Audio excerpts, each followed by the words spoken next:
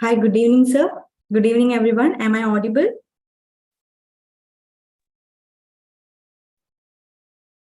Good evening, madam. I am audible. You are audible. Am I audible? Yes, sir, you are audible. Okay, thank you. Sir, we can wait for 5 more minutes, right? Yes, yes, yes. Okay, thank you.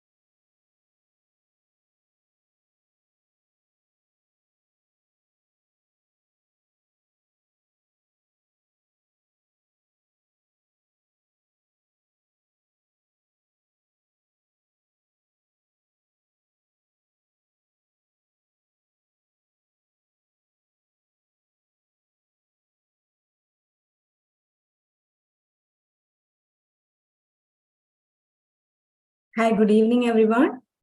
The session is not started yet. We'll start now.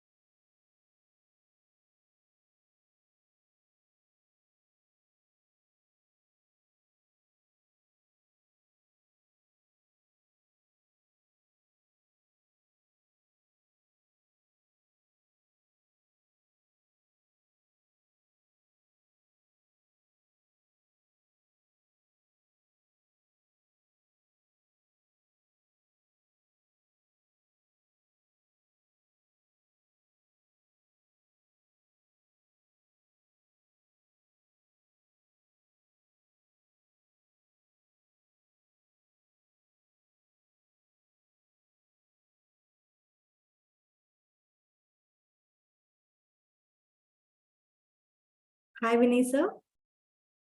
Shall we start now? Yes, let us start. Yes, sir. We are starting the session.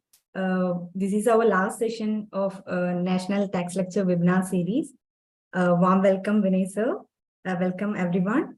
Over to you, sir. We can start now.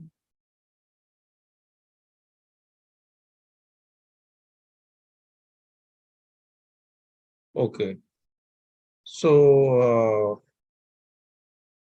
good afternoon, everybody. Today we are going to discuss.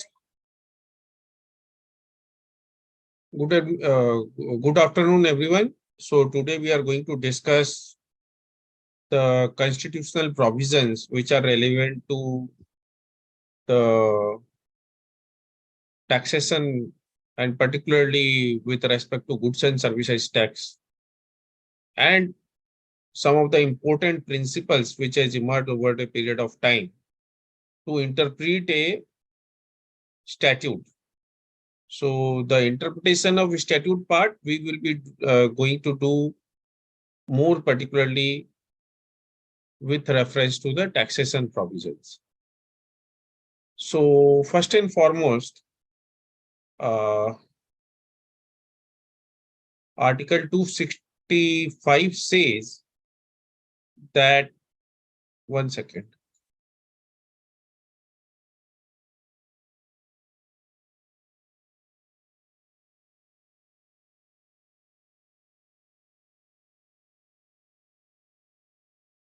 So Article 265 says that no tax can be levied without authority of law. So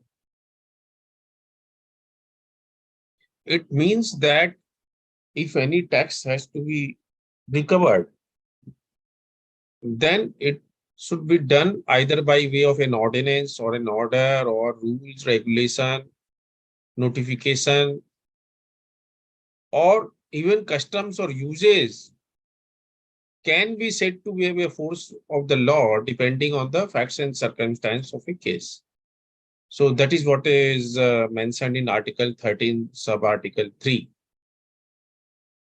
Now, with respect to the legislative power per se itself, so prior to the GST regime, the legislative power for taxation was derived from Article 246, which said that the laws can be made by the parliament, state, or both with respect to the matters which are listed in list 1, list 2, and list 3. List 1 is union list. That means only the parliament has the power to legislate with respect to the items specified in list 1. With respect to the subject matters provided in list 2, only the state has the power to legislate. And with respect to the state list 3, either center or state or both of them can legislate. But the difficulty of earlier era was that only the union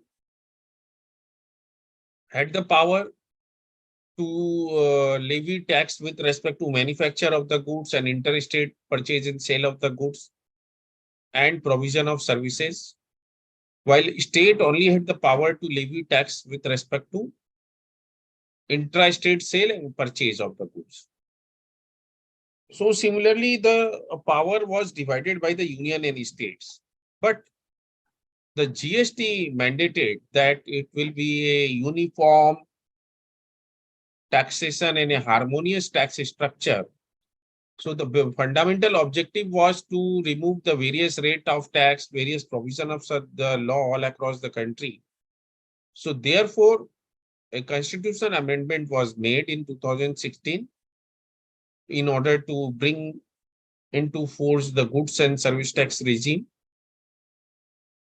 And here, Article 246A empowered both the union and states to simultaneously levy tax or enact law with respect to goods and services tax. But it restricted the power of the states to formulate law on the interstate supplies. So, as we all know that central goods and state goods and services tax are there for any transaction which is done intrastate transaction, but for interstate transaction, IGST is there, integrated goods and service tax is there, which the union has formulated, which the parliament has legislated. Now comes the another important article, which is Article 269A. In the meanwhile, Article 268A was omitted, which empowered the union government to levy tax on services.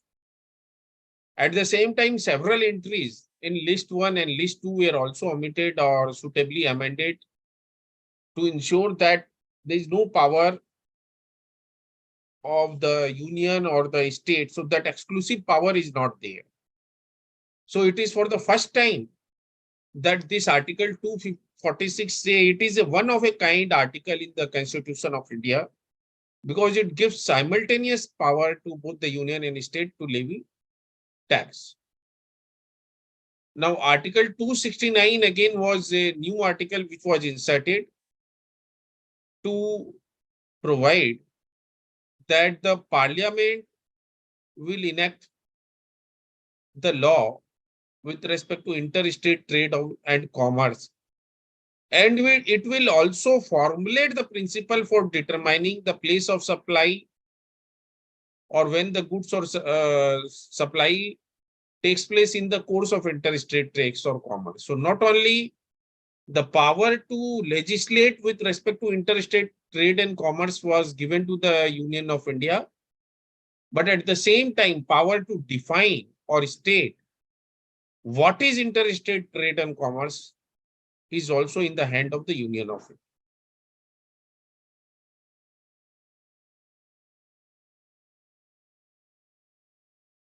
Now, Article 271 was also amended, which restricted the power of the parliament to levy surcharge under GST.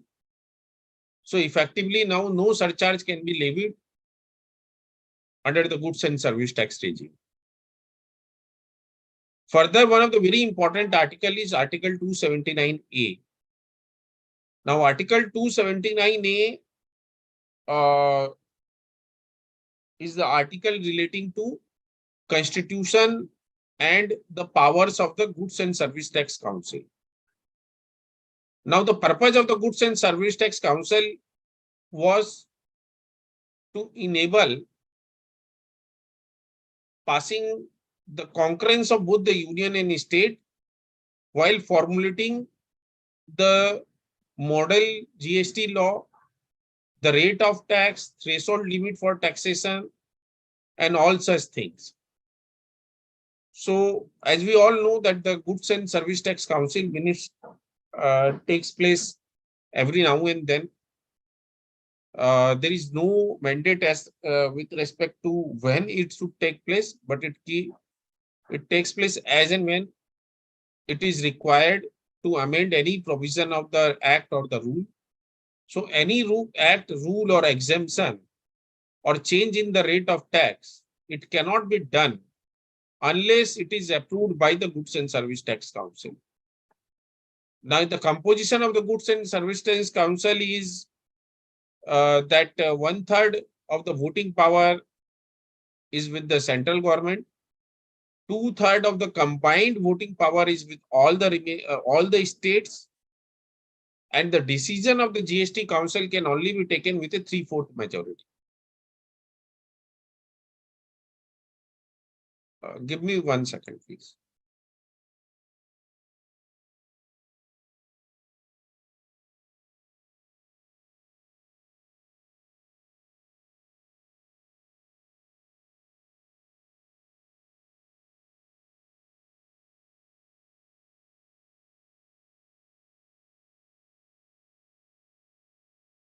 Now, one question which arises in our mind rather is whether a common citizen can approach a Goods and Service Tax Council directly to adjudicate their grievances. So herein there is a judgment of the Honorable Kerala High Court that there is no mechanism provided either in the Constitution or any other statute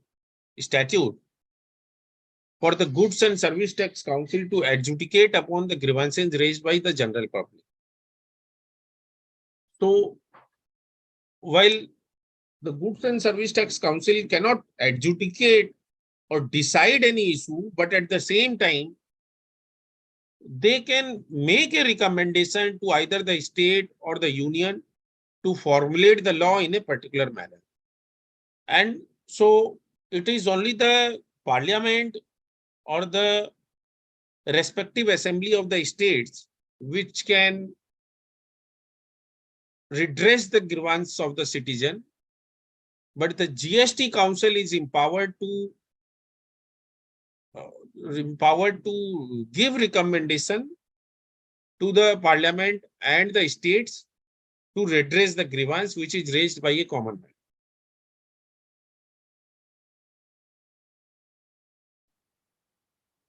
Now, another issue which arose before the Honorable Supreme Court, whether the recommendation of the GST councils are binding on the union and the states.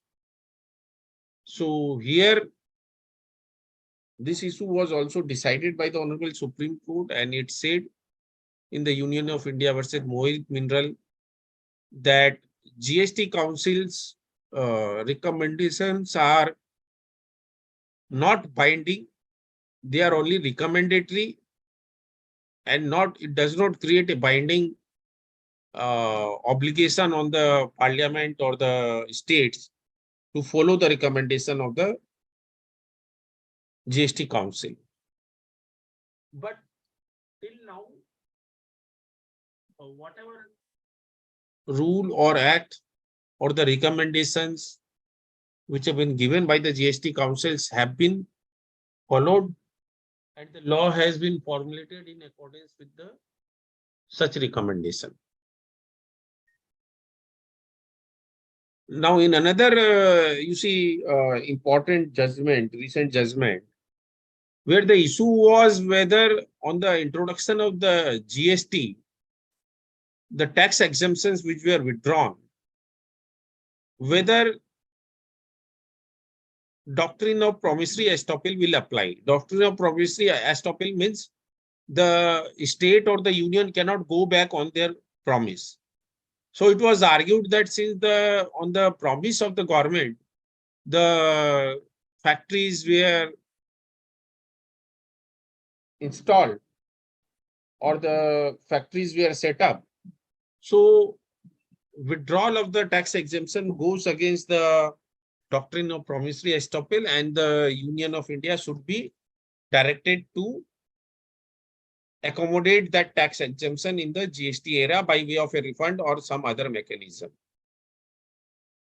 So the union said that the promise was given by the center and it cannot be given in any which manner through the Goods and Service Tax Act, but center was giving 58% of that reimbursement of the GST, and rest of the 42% the state should give. So in this backdrop, it was observed by the Honorable Supreme Court that the GST Council is a constitutional body which has the power to make recommendation, and that power includes recommendation of granting of exemption. So while the Supreme Court said that the doctrine of promissory estoppel does not apply, but at the same time, it said that since the GST Council has the power to give recommendation, so it would be appropriate that such recommendation is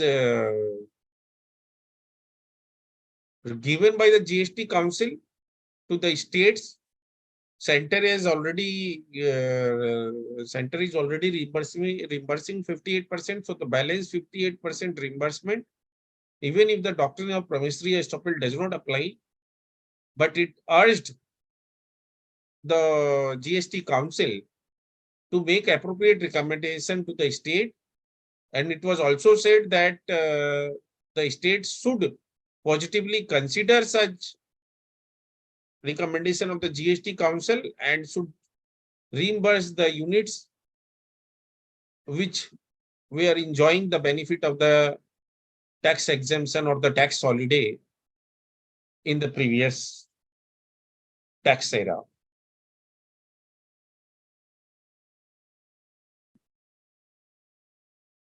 Now coming to some other important articles of the Constitution of India. Article 14, to my mind, is the most important article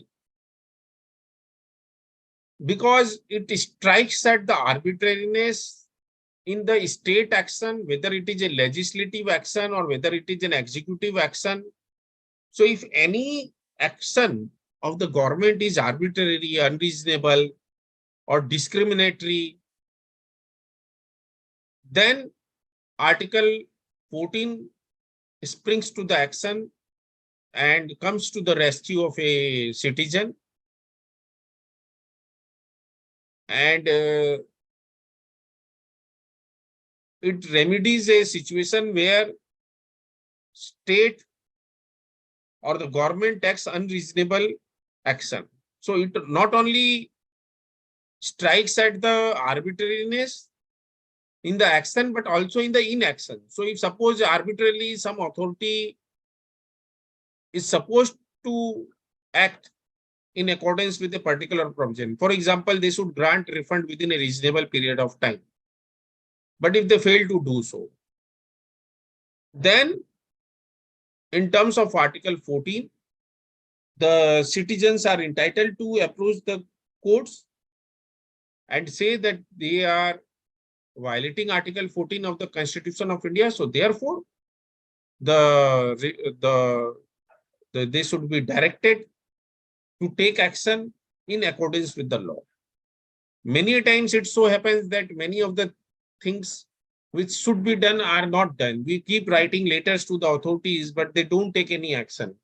Even such inaction, if they are mandated to act, or it is reasonable to expect that they should give some response, then not doing something is also arbitrary and unreasonable, and Article 14 comes to the rescue. Now, taking recourse to the Article 14, a taxation law, whether it is a particular provision of the Act or the rule, that can also be challenged if it is arbitrary.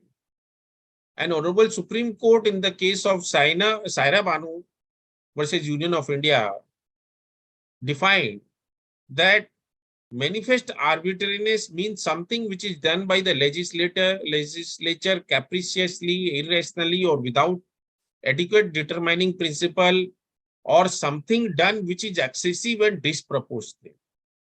So the scope of Article 14 is very, very wide, and we should take recourse to Article 14 as and when the situation warrants. Recently, third proviso to section 245, subsection 2A of the Income Tax Act was struck down, being offending to Article 14 of the Constitution of India by the Honorable Supreme Court in the case of Deputy Commissioner of Income Tax versus Pepsi Food Limited, as it allowed automatic vacation of the stay after 365 days. So Honorable Supreme Court said that while the automatic stay was vacated after 365 days, the law does not look into whether it was due to the assessee that there was a delay in hearing of the appeal. And if not so, then you cannot make to suffer someone who has not contributed to such a delay. And therefore, it was held that treating unequals equally is discriminatory, and therefore, such a provision is liable to be struck down. Now, in the context of GST, this judgment is very useful because we know that in terms of Article 16(2) subsection clause C, the input tax credit is denied if the tax is not paid by the supplier. Now, in this context, adopting the similar principle that unequals cannot be treated equally, it was held that denying input tax credit to a buyer of the goods who has not colluded with the supplier would be treating equals unequally, in the sense that the guilty purchaser and the innocent purchaser will be treated one and the same. And this very well celebrated judgment of the Honorable Supreme Court was upheld by the Honorable Supreme Court of the Delhi High Court was upheld by the Honorable Supreme Court in a judgment which the citation I have given in this slide. Now, another important article is Article 19(1)(g).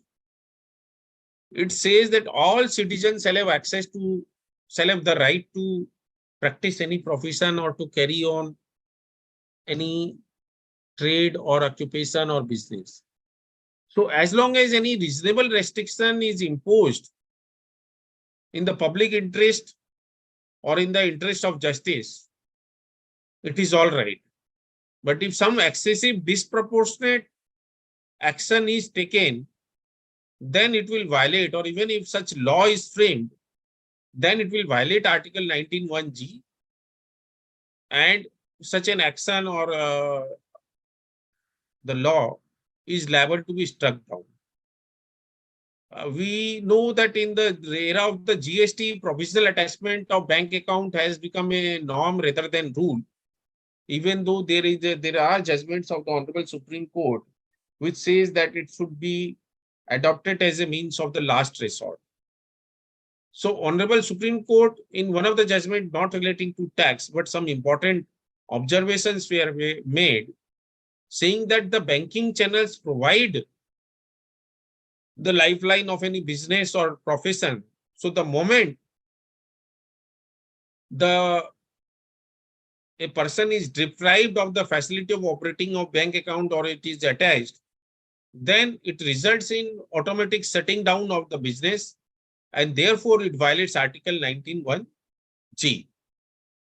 So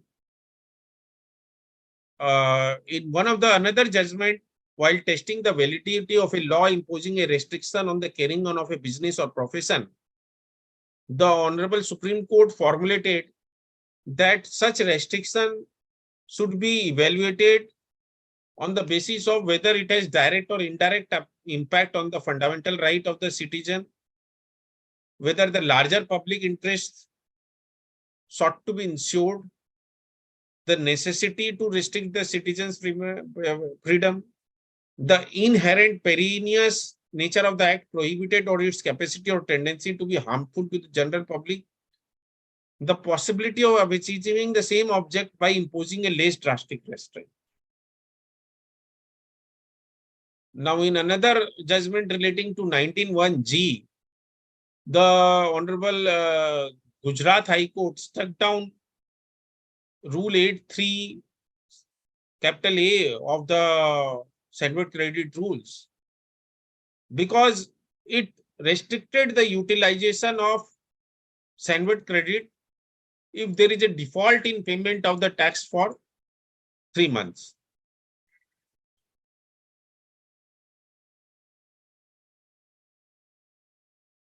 So it was held that such a restriction, irrespective of the nature of the default or whether it was done deliberately, it leads to a situation so drastic and so harsh that if somebody, say, has defaulted in the payment of the tax,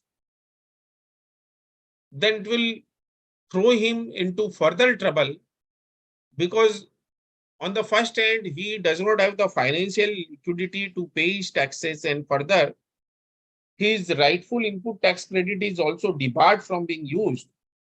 Then his business is likely to be severely impacted. And it is a serious affront to his right to carry on trade or business. And therefore, such a rule was struck down.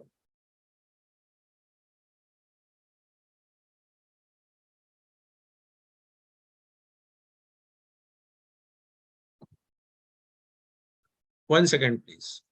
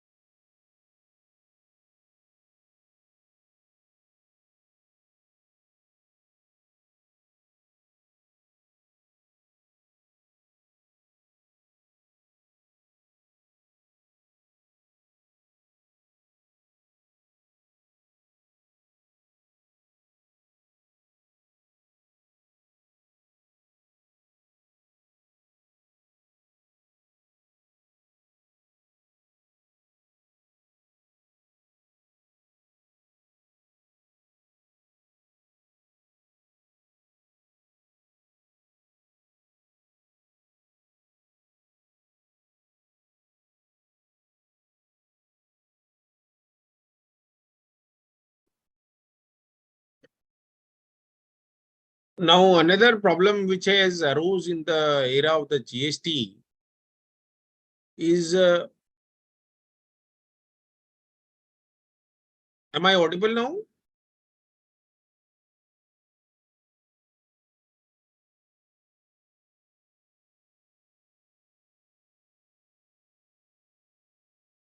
Okay. So this judgment was in the context of the cancellation of the registration. So Honorable Supreme Court decided about 42 petitions together where the registration was cancelled.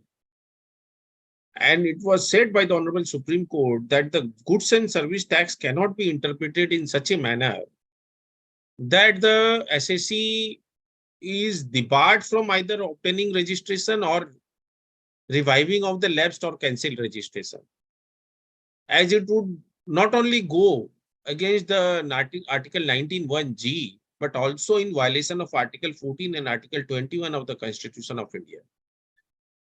So it said that the GST provisions cannot be interpreted to deny the right to carry on the trade and commerce of a citizen, and the constitutional guarantee is unconditional, and to deny such right would militate against the right enshrined under Article 14, 19(1)(g) and the 21 of the Constitution of India.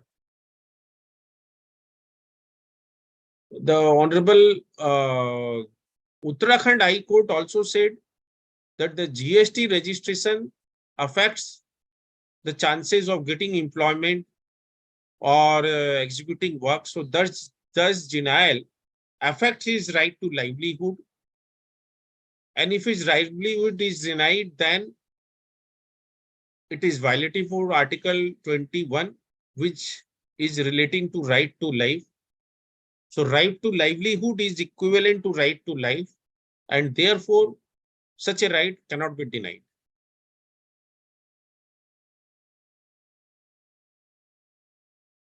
Now coming to the interpretation of the statutes, now the first and foremost principle is that if the language is very clear,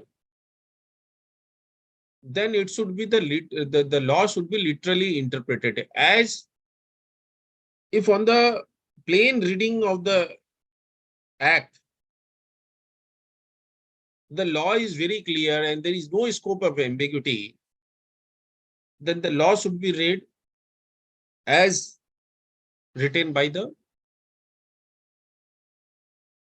parliament, as passed by the parliament or the assembly. But the second important principle is that the purposive interpretation. Now, in this context of this is always a debate whether the purposive interpretation should be done or whether the object of the purpose of the law should be looked into, or whether the literal interpretation will prevail. So herein, in a very recent Supreme Court judgment, it was said that it is clear. I'm just reading out from here. It is clear on a reading of English, US, Australian, in our own Supreme Court judgment that the Lakshman Rekha has been extended to move away from the strictly literal rule of interpretation back to the rule of Old English case of Haydn, where the court must have recourse to the purpose, object, text, and context of a particular provision before arriving at a judicial result. In fact, the wheel has turned full circle.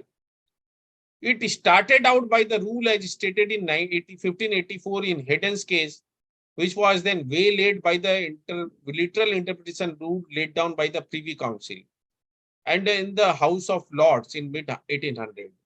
And it has come back to restate the rule somewhat in terms of what was more felicitously put over 400 years ago in Haydn's case. So now what the Supreme Court says is that while literal interpretation is all right, but we must look into the purpose, object, text, and context of a particular provision before we arrive at the meaning of a particular provision.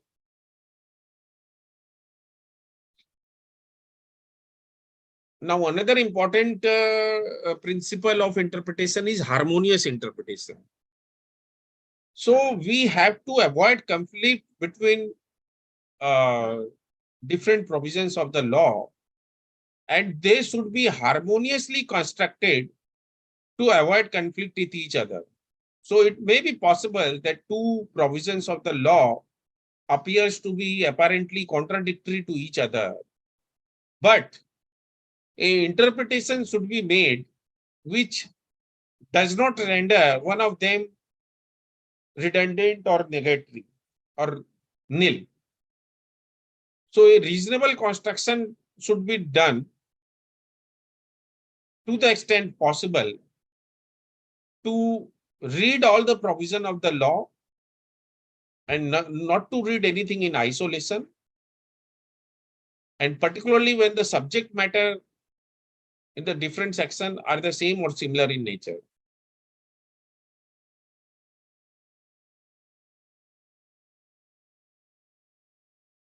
Further, the rule of interpretation says that it depends on the text and the context. They are the basis of the Constitution. So while the text is the texture, context is what it gives the color. Neither can be ignored. Both are important. So that interpretation is the best which makes the text actual interpretation match the contextual. So this is also a very important principle of interpretation, trying to strike down a balance between the principle of literal interpretation and contextual or the purposive interpretation. So what it says is that we must try to strike the balance between the two, because text give its texture and the context gives any provision of the law its color. Further, one of the important principle of law is to know as to why, what was the mischief which is sought to be remedied by interpreting, by enactment of a act or amendment of an act. So one of the judgment says that a statute is best interpreted when we know why it was enacted. With this knowledge, the statute must be read first as a whole, then section by section, clause by clause, phrase by phrase, and word by word. If a statute is looked at in the context of its enactment with the glasses of statute maker provided by such context, his schemes, the sections, clauses, phrases, and the word may take color and appear different than when the statute is looked at without the glasses provided by the context.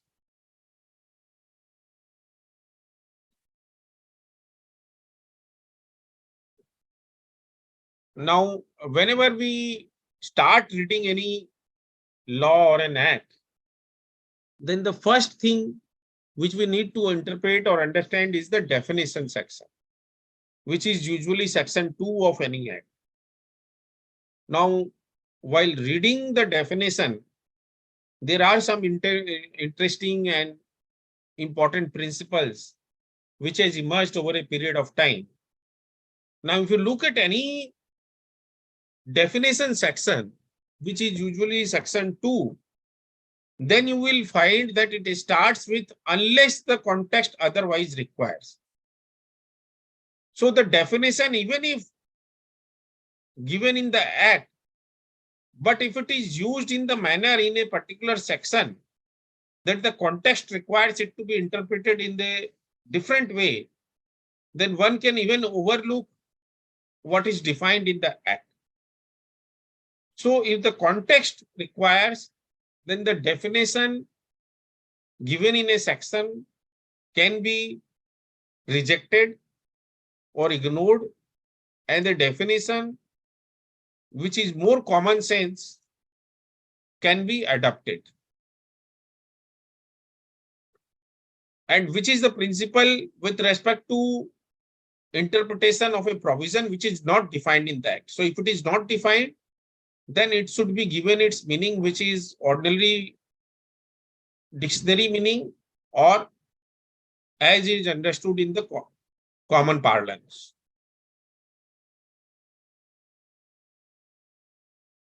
Now the definition may start with a particular word, that it may be an inclusive definition or it may be an exhaustive definition. So if the definition uses the word means, then it is a hard and fast and exhaustive definition, and no other meaning can be assigned to the expression than what is put down in the definition, unless the context otherwise requires. So that is always there, unless the context requires. If the context requires, then even the exhaustive definition which starts with the word means can be ignored. But 99% of the time, the means, the use of the word means in a definition indicates that it is a exhaustive definition and no other meaning can be assigned to the expression.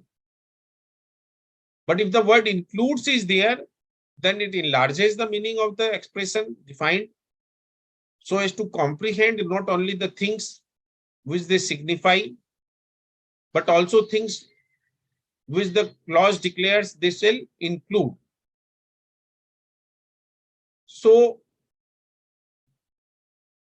means and includes means an exhaustive explanation of the meaning, which invariably should not be departed.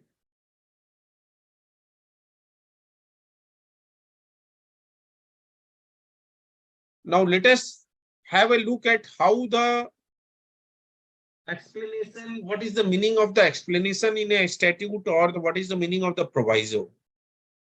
Yeah, usually you see the explanation is given to explain the meaning of the particular provision. If there is a scope of any ambiguity or doubt, then a explanation is inserted to explain what is already there in the section.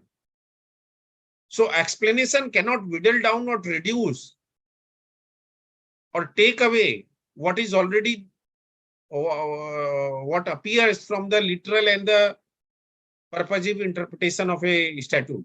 All that it does is to provide an additional support to further explain and remove the vagueness and the obscurity or any scope of misinterpretation. But of course, it cannot take away or reduce what is there in the main section. But proviso has a altogether different purpose. Proviso serves usually for purpose, and I'm quoting it from an Honorable Supreme Court judgment. It says that it qualifies or give exception to certain provision from the main enactment. So either it qualifies or provide exceptions, or it may entirely change the meaning depending on with respect to a different context. Sometimes the proviso are so elaborate that they are a section in themselves, so they can be a separate section also, depending on the facts and circumstance of a particular provision. And sometimes proviso are used as an explanation also. So while proviso may be an explanation, but an explanation can never be a proviso. Give me 1 or 2 minutes, please.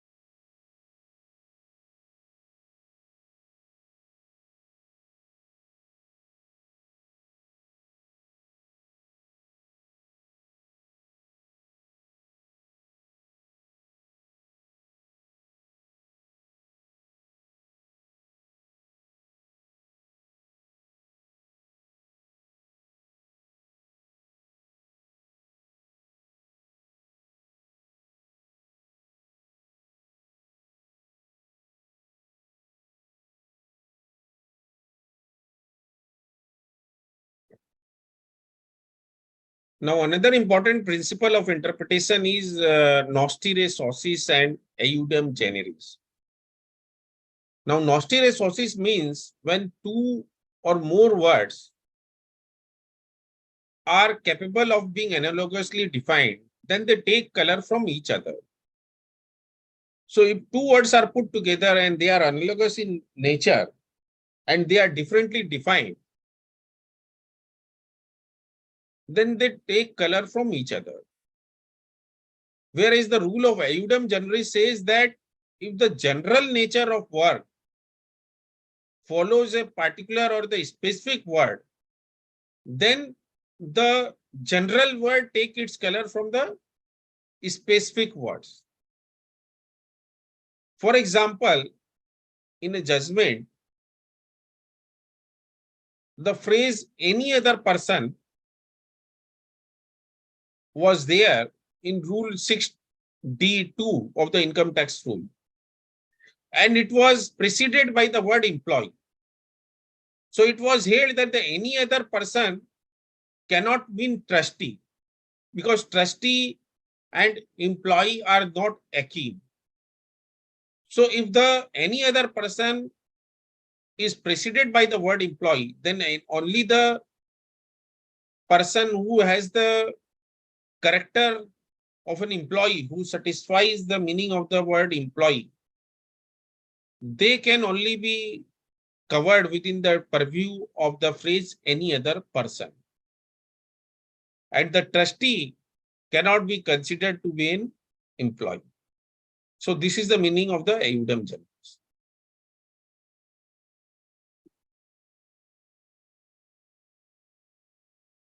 Now, another very important and useful principle of interpretation is that if there is a choice or conflict between a procedural and a substantive provision, then the procedural provision should give way to the substantive provision. It is possible that there are several conditions in a statute, but there may be conditions which are in the nature of the procedural, and there are some conditions which are substantive conditions. So even if one fails to comply with the procedural provision, if suppose any benefit is given by the law, then because of the failure of the such procedural provision, the substantive provisions cannot be diluted and the benefit of substantive provision cannot be taken away. So if something is a matter of policy, then that the matter of policy will prevail, and if something is a matter of procedure, then the procedural provisions cannot come in the way of implementation of a policy provision or a substantive provision.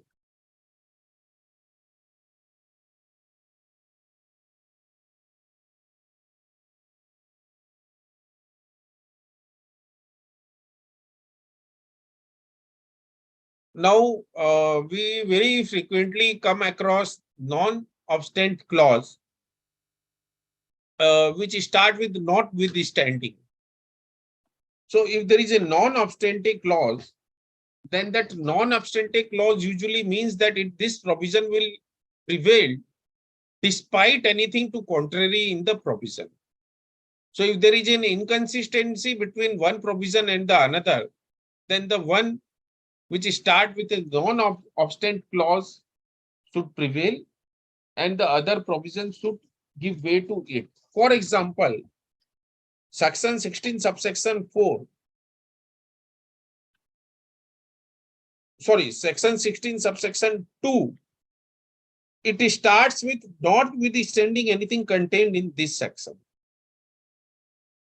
So section 16 subsection 2 is a non-obstant clause provision or section.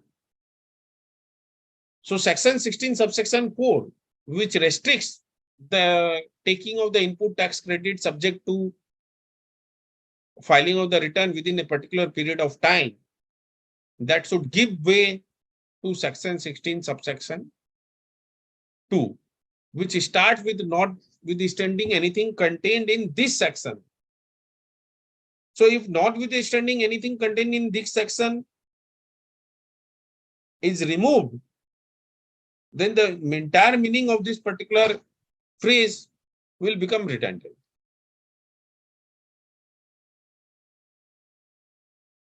Now, another very important principle of interpretation is lex non cogit impossibilia. Means the law cannot compel a person to do something which he cannot be reasonably expected to perform. So if the law creates a duty on a person and that person is disabled to perform it without any fault on his part and has no control over it, then the law will or law should excuse him. However, mandatory may be the provision if there is an impossibility of compliance on the part of a citizen, then that would be a sufficient excuse for non-compliance. So there are several judgments to this effect, and I think this principle is going to come to aid in the interpretation of section 16(2)(c), which mandates that unless the tax is paid by the supplier, the input tax credit will not be admissible. So our contention can be that it is impossible for a buyer to ensure that his supplier pays the tax to the government. It is not in his hand. There is no way he can ensure that. So therefore, section 16(2)(c) should not be treated as a mandatory, and the benefit of it should not come to the benefit of it cannot be denied to the SAC. Now, another important principle is that the law does not concern itself with the trifles. So if there are, say, minor exceptions which are not so important, then for such minor infractions, a SAC should not be penalized or punished. That is the meaning of the phrase de minimis non curate lex. Now let us come to the interpretation of the exemption notification. Now there was a very celebrated and well discussed, I think most of you must be aware of this particular Supreme Court judgment in Delhi, Commissioner of Customs versus Dilip Kumar. So here the Honorable Supreme Court very beautiful laid down the principles of interpretation, and I think one should definitely read this particular section because it deals with most of the principles of interpretation, not just principles of interpretation with respect to the exemption, but for the tax practitioner, this is a must read. So it says that the penal provisions should be strictly interpreted, and similarly the charging provision should also be strictly interpreted. There was an ambiguity with respect to the interpretation of the exemption notifications or exemption clauses in a particular taxation law. So it was said that if there is any ambiguity in either charging provision, then the benefit should go to the SAC. But if there is an ambiguity in the interpretation of the exemption notification, then the benefits of ambiguity should go in favor of the revenue. So this is with respect to the interpretation.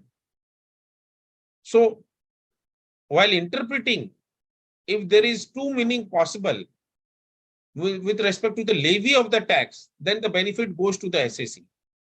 But if there are two views possible,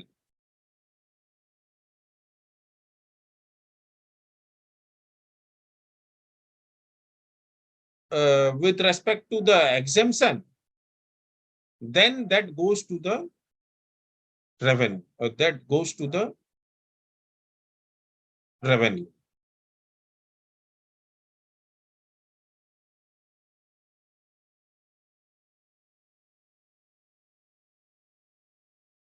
But subsequent to this Dilip Kumar judgment, there is another judgment of the Honorable Supreme Court, which has diluted the strict interpretation construction of a exemption provision.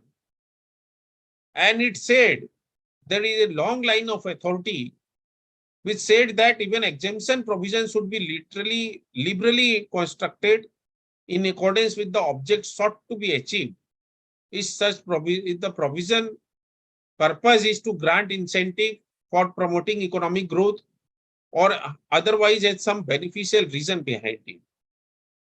So the Honorable Supreme Court said that we cannot ignore the object and purpose of a exemption notification. And if the exemption notification is not general in nature, it has a specific purpose, then that interpretation which gives the fruit of such purpose, that interpretation should be adopted. So virtually it says that in the matter of the exemption notification also, the benefit of doubt should go to the SSE provided it has some beneficial purpose and it is not general in nature.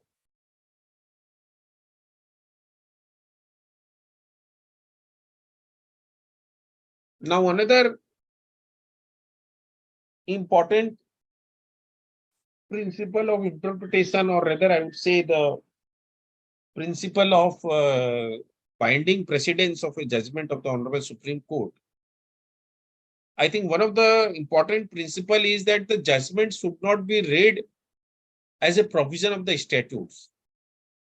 They should always be read in the context which they are made, and they cannot be taken out of the context and read as a theorem. So this is a very important principle. And also one of the principle is that we should look for what is the ratio of the judgment. And it is the ratio which creates the binding precedent and not what the observations are. There are observations in the course of making a judgment, but they are obiter dicta. They do not have any precedential value. So while determining the ratio of a judgment, we need to look into what was the question which was before the Honorable Court. And it are only those observations or the ratio of the law which is laid down in the context of those questions which creates binding precedence and not otherwise.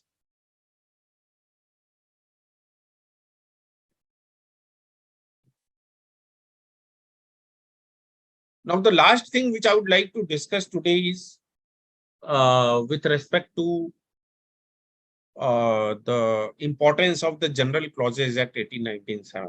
Now, it is possible that some of the provisions are not defined in the particular act. So there are some commonly used words which are defined in the General Clauses Act, like affidavit, document, immovable property, movable property, writing. So these terminologies we can adopt or should adopt from the General Clauses Act, the manner in which they are defined in the General Clauses Act. For example, the word immovable property is not defined even though used in section 17, subsection 5. So if it is not defined, then the meaning which is there in General Clauses Act, that is the land or the benefit arising of the land and things attached to earth and permanently fastened to anything attached to earth, that should be the meaning of the immovable property. The meaning of the document, which says that any matter written, expressed, or described upon any substance by means of the letter, figures, or marks, or by one of these means, can be considered to be a document. Now, there are some other important provisions also. For example, we see that the timeline for doing any act is given in the law. For example, timeline for claiming refund or filing of the appeal and all that. So section 9 says when the time will commence and terminate. It says that we need to include the we should exclude the first day. So suppose if, say, within 60 days we are supposed to file an appeal from the date of the receipt of the order, then the date of the receipt of the order has to be excluded and the date on which it is filed has to be included. So first day is always excluded in terms of section 9 of the General Clauses Act. Now, how do we compute the time? Say how 60 days are to be computed. Now, for computation of the 60 days, it says that if any court or the office is closed, so if there is a holiday on the last day, which is wherein an act is prescribed to be done, then that day, if it happens to be the last date, not the all days. So within 60 days, suppose there are 5 holidays, they will not be excluded for computation of 60 days. But if suppose by any chance, the last date for filing of the appeal falls on a Sunday or say Saturday, which happens to be the holiday in the office, then that will be excluded.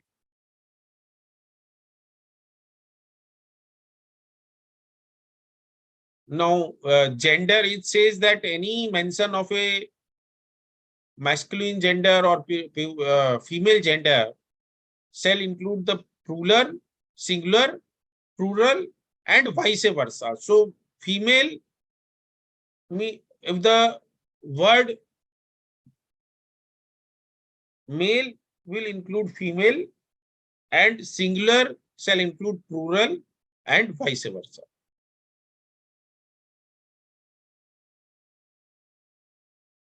Further, section 26 says that when the offenses are punishable under 2 or more enactments, then the offender shall only be liable to be prosecuted and punished under either or any of those enactments, but shall not be liable to be punished twice for the same offense.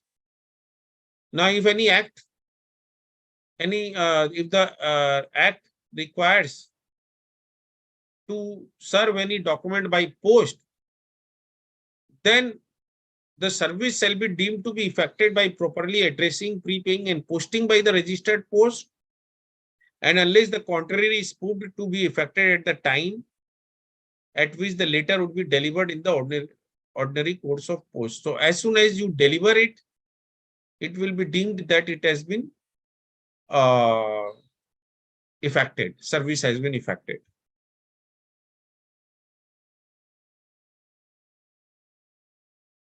So friends, with this, I conclude my today's session. If you have any question, then I would be happy to answer them.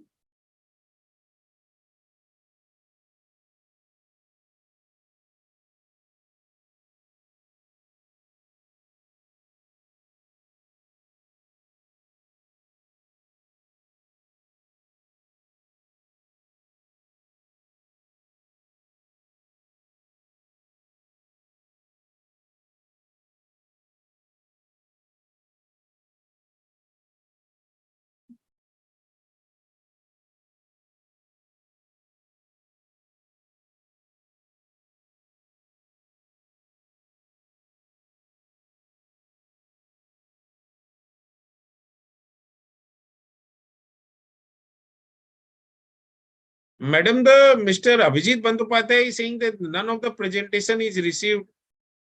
Madam, are you there? Yes, sir. So why the participants are complaining that they have not received the PPT? I have shared with you all the PPTs. Yes, sir. We have already shared the PPT to all the registrants who have registered through the Google form. Okay, I'm sharing my number here in the chat box. You Please can share your number as well as your email ID, so Yeah, they will sure, write sir, to sure. you for the presentation if they have not received.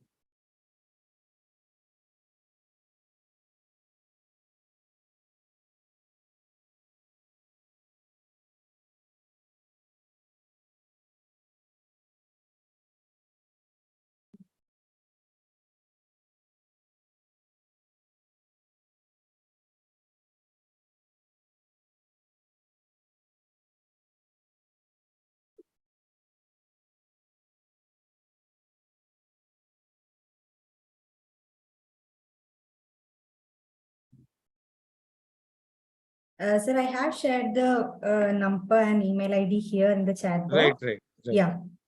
If there is any query regarding the PPT and recordings, you can contact me in this number. And all the recordings are also available in YouTube. That also Yeah, right. participants should know. They are all of them are available on YouTube. So if anybody wants to again hear this presentation and the hearing of this thing, then they can do so again. Thank you very much, everybody. It was a real delight for me to be with you all, and I really thank from my bottom of my heart to all of you for being with me for all these sessions. Thank you very much. Yeah, thank you so much, sir. There are a couple of questions which have come. The GST Act enacted to control the cascading effect of SEC, but it blocked the ITC on card purchase. Is it override the objective of the enactment? Yes, Mr. Chandrasekhar, and I agree with you that it does have restrict. And in fact, one of such matter with respect to immovable property is already there, where Section 17(5) clause C has been challenged. So let us see what happens in this matter. This matter is listed in the Honorable Supreme Court in the 3rd week of July. And I hope that the Supreme Court answers your query. Now, next question is from Mr. Gopalan. Valuation of exported goods under Section 15, read with Rule 34 as transaction value. Can department interpret transaction value actually paid or payable on exported goods as per the amount in the FIRC at the time of receipt of the payment? No, I don't think transaction value has anything to do with the amount which you received. Sometimes the amount is not received also. So it does not matter. You have to interpret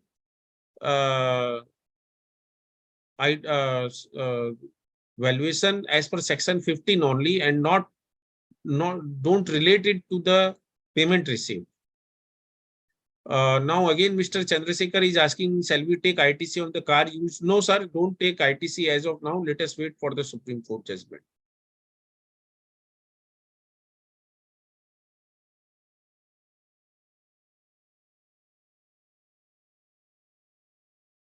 Okay, with this, we can conclude today's session.